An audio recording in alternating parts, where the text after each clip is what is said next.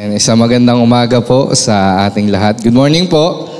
Yan, isang kagalakan po na makasama po kayo sa pag-aaral ng salita ng Diyos. Maraming salamat po sa mainit na pag-welcome sa akin. Medyo naninibago po ako kasi iba po yung pulpito nyo dito.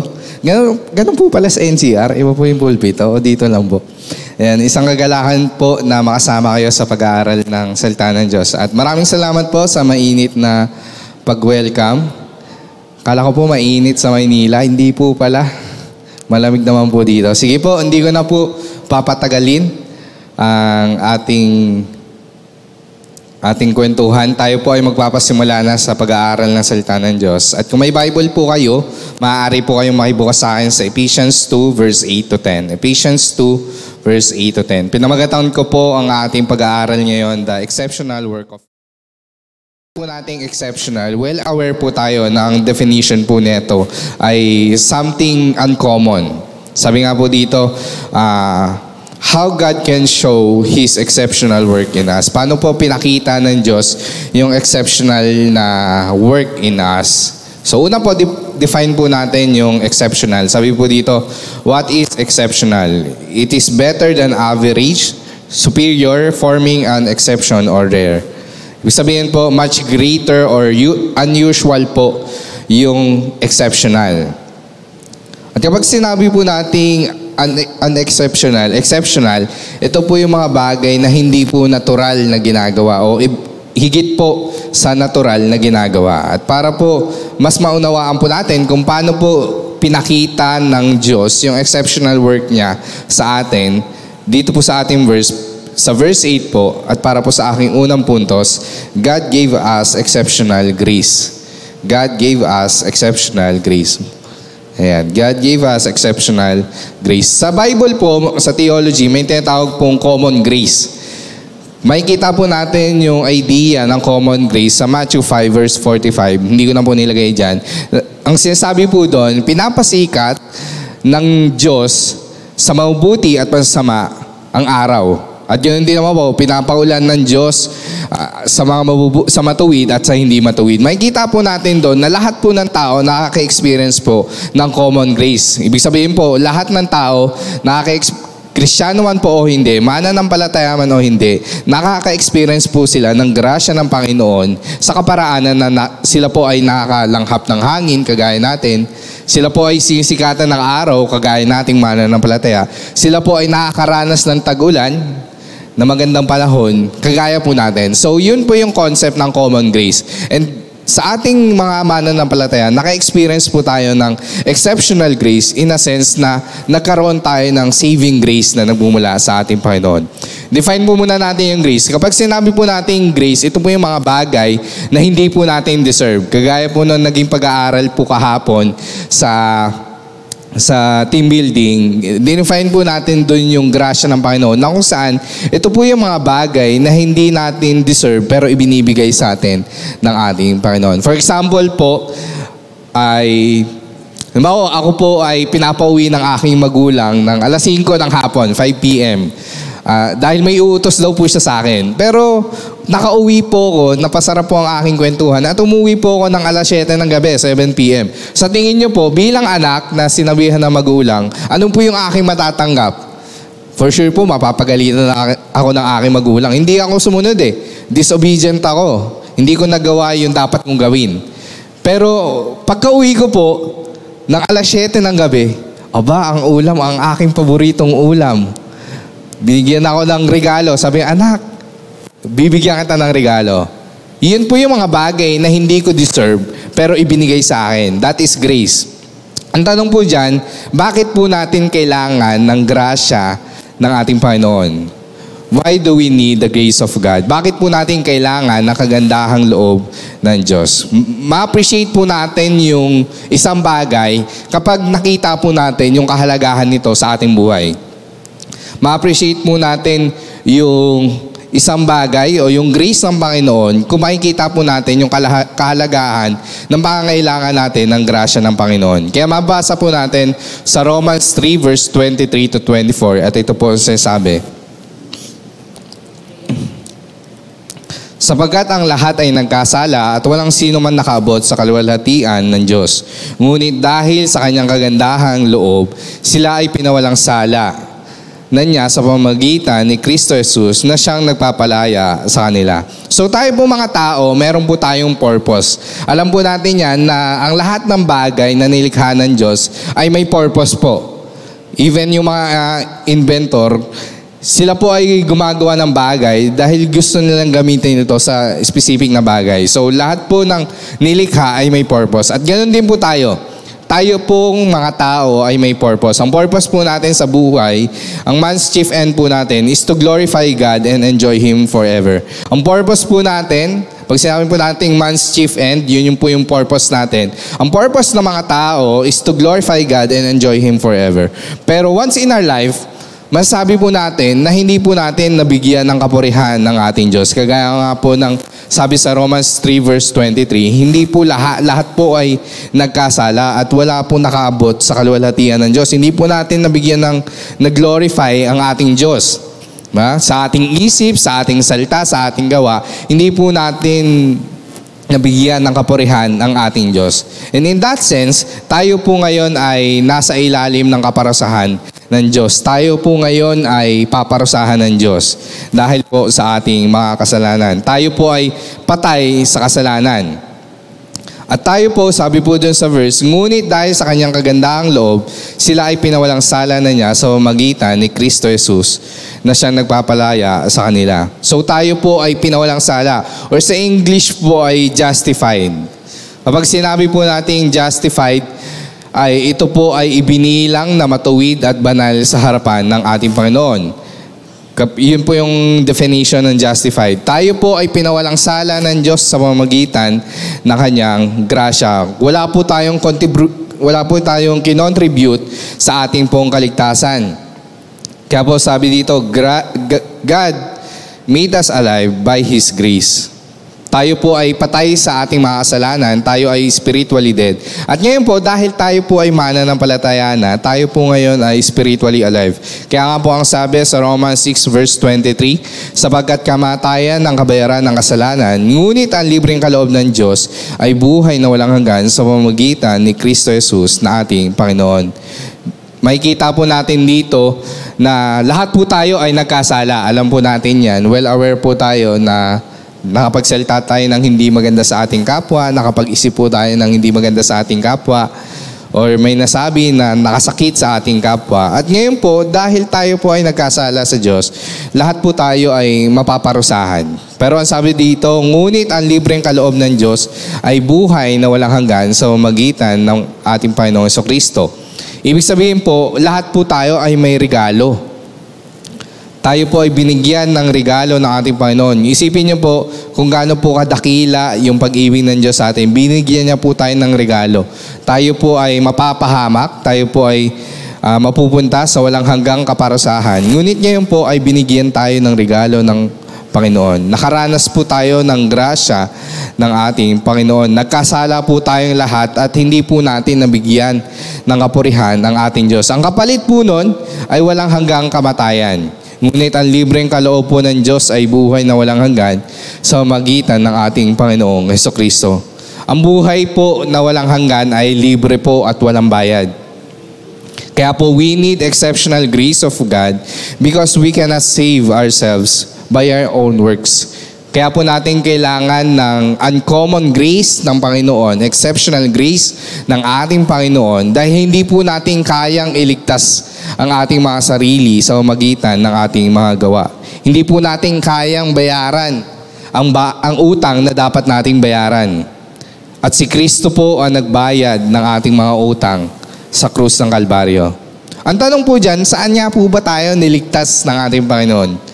Opo, lagi po nating nadidiscuss o lagi po natin napag-aaralan na tayo po ay niligtas ng ating Panginoon. Pero ang question po dyan, saan nga po ba tayo niligtas ng ating Diyos? Una po, niligtas po tayo ng Diyos sa pag-alipin sa ating mga kasalanan. Tayo po ngayon ay malaya na sa pag-alipin ng kasalanan sa ating buhay. Kaya ang tanong ko po dyan, tunay nga ba na tayo ay malaya na sa ating mga kasalanan? Tunay nga ba na tayo po ay malaya na sa ating mga kasalanan? At pangalawa po, tayo po ay niligtas ng Diyos sa kanyang sarili, sa kanyang puot. Tayo po ay makakaranas ng kanyang puot at tayo po ay niligtas niya sa pamamagitan ng ating Panginoong Kristo. Tayo po ngayon ay may mapayapang relasyon na sa Panginoon dahil po sa kanyang grasya na ating naranasan. Dahil po sa exceptional grace na ating naranasan. At para po sa aking pangalawang puntos, God provide us exceptional faith. God provide us exceptional faith. Sabi po dito, sa magitan ng pananampalataya at ang kaligtasan ito'y kaloob ng Diyos at hindi sa pamamagitan ng inyong sarili. True faith, and this is not from yourself, it is gift of God. Kapag sinabi po nating faith, ito po yung pagtitiwala ng buo sa ating Panginoong Hesukristo. Complete trust or confidence in someone or something. Ito po yung buong pagtitiwala. Ang tanong ko po dyan, nung pag-upo nyo po dyan sa upuan nyo, kayo po ay nagtitiwala ng buo na yung upuan nyo ay kaya pong i-handle yung inyong bigat. Wala naman pong nakaupo dyan, kalahating puwet lamang po yung nakaupo. Tama po ba? Lahat ng inyong bigat ay ipinasa nyo sa inyong upuan na kung saan buong pagtitiwala na alam nyo na hindi kayo mauupo sa sahig at masisira yung inyong upuan. That is kind of faith na kung saan yung buong pagtitiwala, yung buong bigat nyo po ay pinagkatiwala nyo po sa inyong upuan. Ganun po yung pananampalataya at ganun din po yung pananampalataya natin sa ating Panginoon. Yung buong tayo ay pagtitiwala natin, yung ating buong buhay ay magtitiwala tayo sa Panginoon na tayo po ay maliligtas, hindi po dahil sa ating mga gawa. Tayo po ay maliligtas dahil sa ating Panginoong Hesukristo na ginamit po ng Panginoon ang ating pananampalataya upang tayo po ay maligtas, upang tayo po ay maging matuwid. At kapag sinabi po nating regalo, napansin ko po, yung iba po dito, mahilig po magregalo. Nakita ko po kay Pastor Ray, lagi niyo po siya nireregaluhan. Lalo na po kapag may occasion. Ayan. So, kapag sinabi po nating regalo, ito po ba yung pagbinigay po natin, sisingilin po natin, may kasamang price tag. O Pastor Ray, regalo ko po sa inyo, kasama po yung resibo at yung price tag. I-reimburse ko lang po sa inyo. Hindi po ganun yung regalo. Tama po ba? Kapag sinabi po nating regalo, ito po ay libre at walang bayad. Kaya kapag nagbigay po tayo ng regalo, wag po nating isama yung price tag at yung resibo. Baka po akala naniningil eh. Kapag sinabi po natin regalo, it is yung grace po ng ating Panginoon, yung God's grace po, ito po ay regalo. Ibig sabihin mo, wala pong bayad. So yung ating pananampalataya ay regalo ng ating Panginoon. Kaya wala po itong bayad. Kaya po ang sabi sa verse 9, not by works, so that no one can boast. Hindi ito bunga ng inyong mga gawa, kaya't walang dapat ipagmalaki ang sinuman.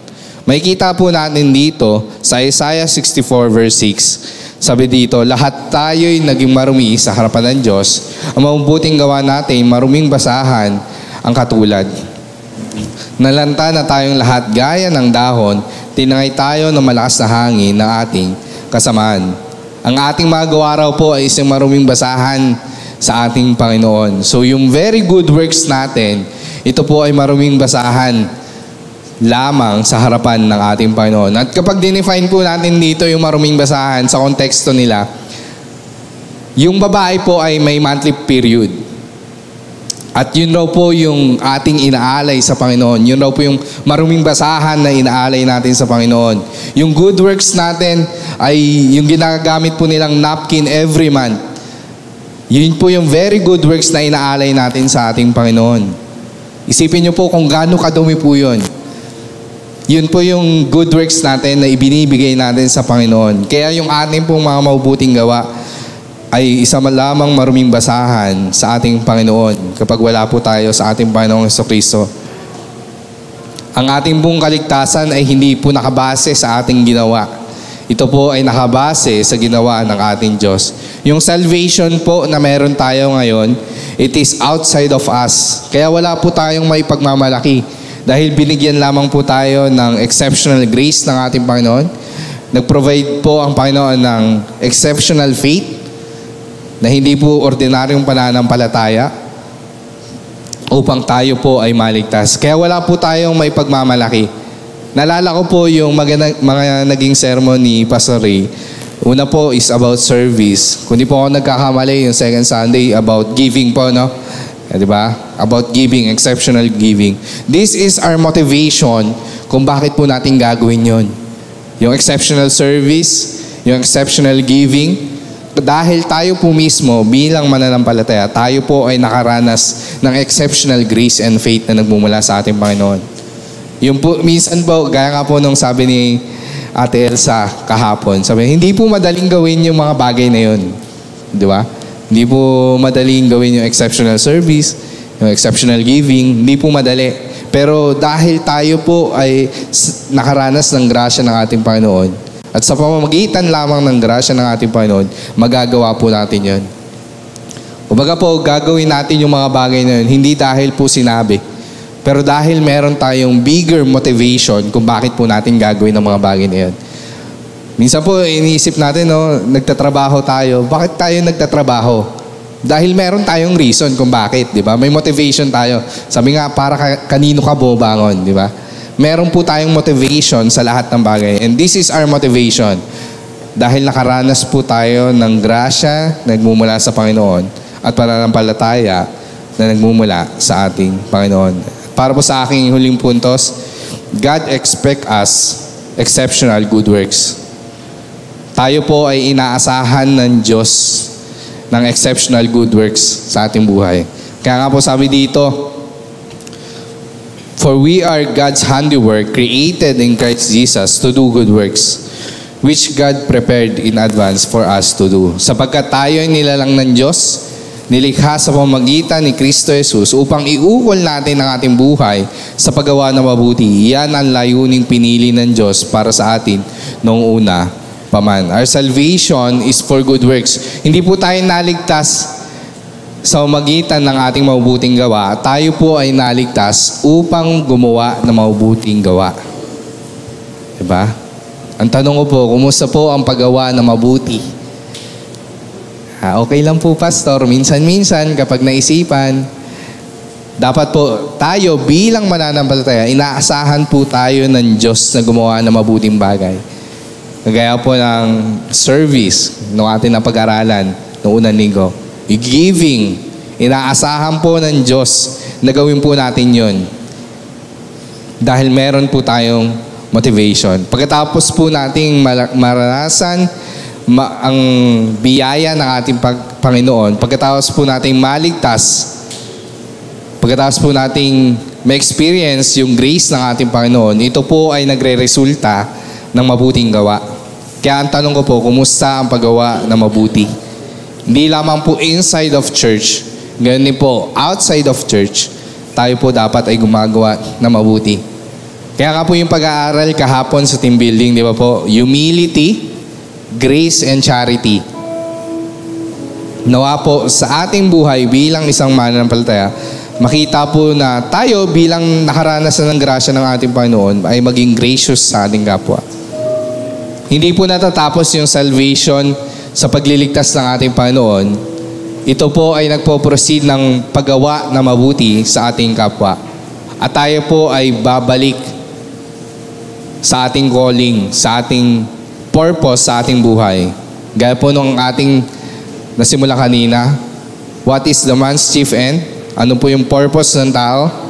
Is to glorify God and enjoy Him forever. Sa lahat po ng ating ginagawa, masasabi po ba natin na nag-glorify natin ang ating Diyos at na-enjoy natin yung Diyos sa ating mga ginagawa? Minsan po siguro, na-enjoy natin yung ating Panginoon. Pero ang tanong ko po, kasabay po nun, dapat nag-glorify natin ang ating Panginoon. Bilang tayo po ay tinanggap ng ating Diyos, hindi po dahil sa personal basis, hindi po dahil tayo ay mabait, hindi dahil tayo ay mabuti, ngunit tayo po ay tinanggap ng ating Panginoon dahil po sa ating Panginoong Hesukristo. Bilang mga Kristiyano po na nakaranas ng exceptional grace ng ating Panginoon, nakaranas po ng binigyan ng exceptional faith ng ating Panginoon, dapat po yung ating ginagawa is exceptional din po, uncommon sa ginagawa ng ibang tao. Gaya po na naging pag-aaral kahapon sa team building. Dapat po kung ano po yung ginagawa ng mundo, iba po yung ating ginagawa bilang isang mananampalataya. Nawa po makita yung kaibahan nating mga mananampalataya sa hindi mananampalataya. Kung tayo po ay ginagawa ng hindi maganda ng ating kapwa, nawa po gantihan natin sila ng kabutihan. At nawa po yung ating naging pag-aaral po ngayong umaga ay hindi lamang po maging karunungan, ngunit may apply po natin sa ating buhay bilang isang Kristyano. Yun lamang po yung ating pag-aaral. Happy Lord's Day po and God bless po sa ating lahat.